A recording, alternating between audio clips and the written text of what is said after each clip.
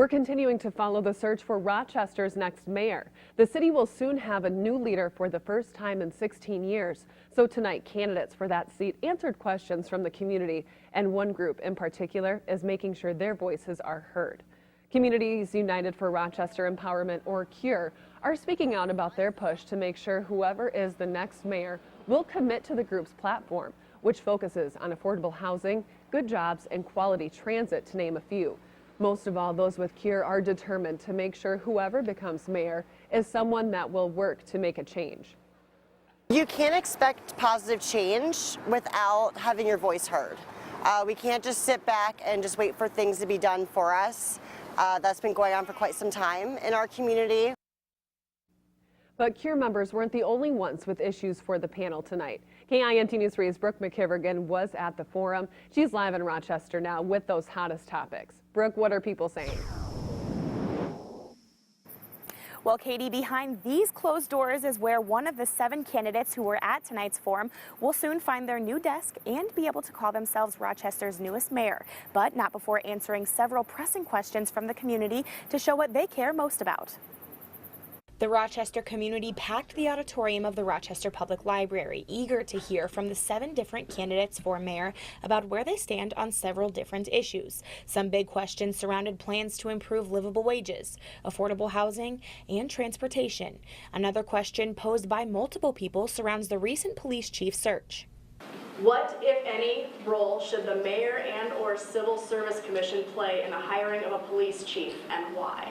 And it got some surprising answers. George Round is a Rochester native and doesn't think it's necessary to change the current way of hiring a police chief, where the mayor has a final say in who is appointed. I would not change the role the mayor has. Someone who agrees with him is Kim Norton.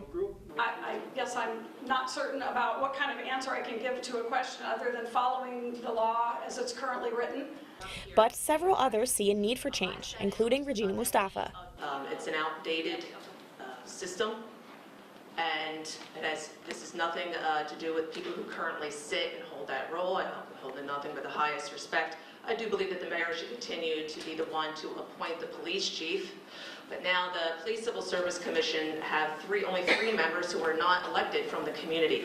Mustafa hopes to see more than 3 members on the commission who are elected, and the other 3 candidates are with her, including Brent Coggins and Charlie O'Connell. I would agree more than 3 members would be ideal. More input, the better. And I have to agree with everybody else here too that it's the law. We should stay the mayor's suggestion. It should be his pick. I think that the training that is provided by the city staff to these appointees works very efficiently and helps them make the proper decisions and to follow the processes that are in place.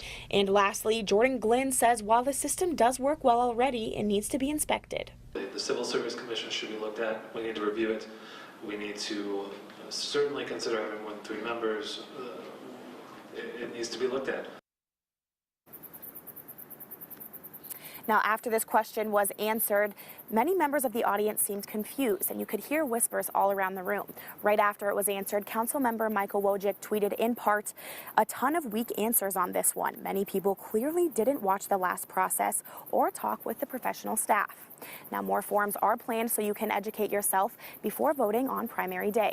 Next Monday's forum will feature City Council Ward 5 candidates, and next Wednesday's forum will feature City Council Ward 1 candidates. Live in Rochester, Brooke McKivergan, KIMT News 3. Thank you very much, Brooke. And while absentee voting has started, primary election day polls open at 7 a.m. on August 14th. This week has been